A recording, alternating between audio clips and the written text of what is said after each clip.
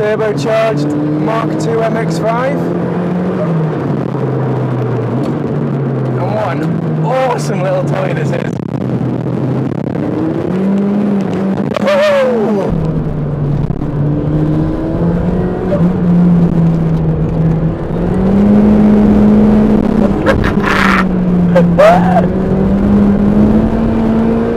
This is fucking ludicrous fun.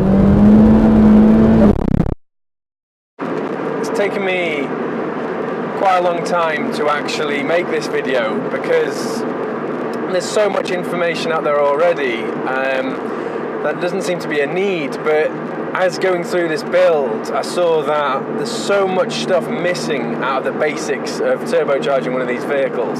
So to try and go through that now as briefly as possible, I don't want to waste anyone's time, so I'll try and keep it brief and try and keep it concise.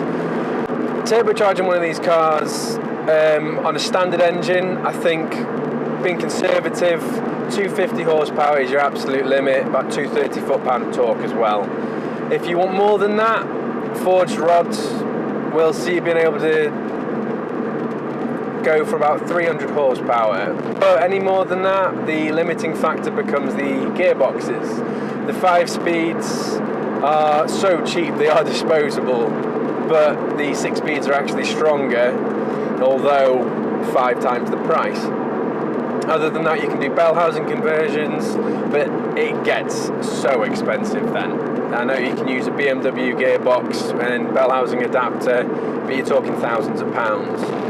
So now that's that out of the way, basics of turbocharging. Put simply, in the UK, G19, Scuzzle, Black Cat, they're all fantastic, will all do you brilliant work and trusted. I'll touch upon the basics of turbocharging, but then go into the hidden little costs that all add up and make the overall cost of the build probably about double what you'd expect it and what I thought it would actually be.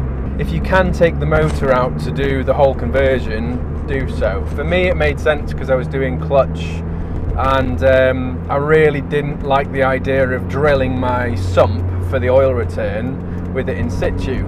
So it just made a lot of sense, but also fitting the coolant reroute and organising everything was so easy with it on a bench, on an engine stand. It was just a joy really, and it made the whole thing so much more fun. Yeah, it was all the extra things on this build. I mean, everyone knows with the basic turbo kit, it's manifold, turbo, downpipe, intercooler, and then you have your bigger injectors and your spark plugs. Then you go for some management, probably MegaSquirt, everyone else seems to go for that, or MET221 seems very popular now. And then you have your wideband and your boost solenoid. You can go stick that all on, go and get it mapped, go have loads of fun. But I was quite naive in thinking that's exactly what I was going to be able to do, because there's so much more that goes into it if you want to do things right. Cooling is quite expensive, all said and done.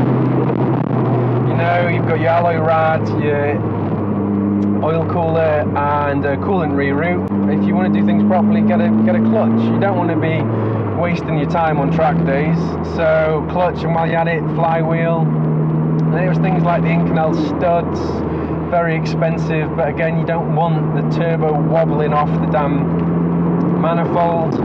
Again, with the manifold, go for a cast one if you can, but if not, brace that turbo and also brace the downpipe to the gearbox. It's quite simple stuff, but it'll just give it an extra chance. Again, when I put my setup in, the turbo was actually touching the chassis leg, so we ground the lip off and I had to spend over £100 on some stiffer engine mounts.